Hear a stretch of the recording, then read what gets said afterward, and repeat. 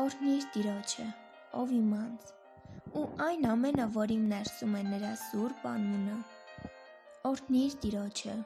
ով իմ անձ, ու մի մոռանա նրա բոլոր բարությունները,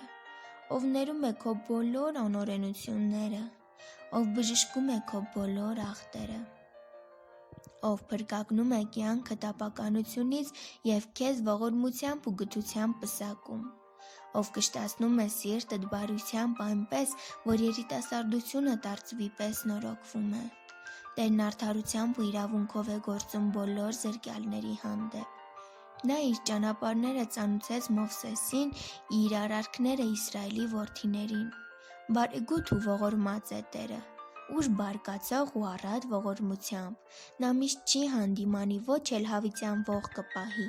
Նա մեր մեղքերի համեմատ չի վարվել մեզ հետ, ու մեր անօրենությունների համեմատ չի հատուցել մեզ, այլ որքան բարձր է երկինքը երկրից, այնքան մեծ է իր ողորմությունը իրենից վախեցողների վրա։ Որքան արևելք արևմուտքից հեռու է, այնքան հեռացրել է մեզնից մեր հանցանքները։ Ինչպես որ հայրն է գթում իր որդիներին, այնպես էլ Տերն է գթում իրենից վախեցողներին։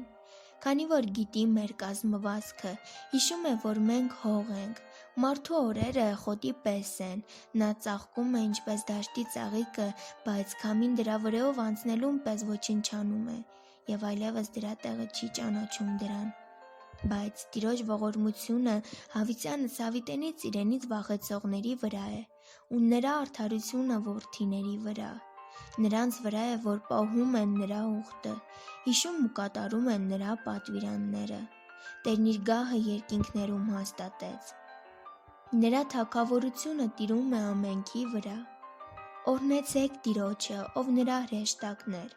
որ զորությամբ գերազանցեք, որ նրա խոսքի ձայնը լսելով կատարում եք նրա հրամանները։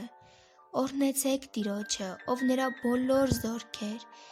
նրա կամքը կատարող սպասավորներ։ Օրհնեցեք Տիրոջը, ով նրա բոլոր գործեր, նրա տերության մեջ ամենուր եք։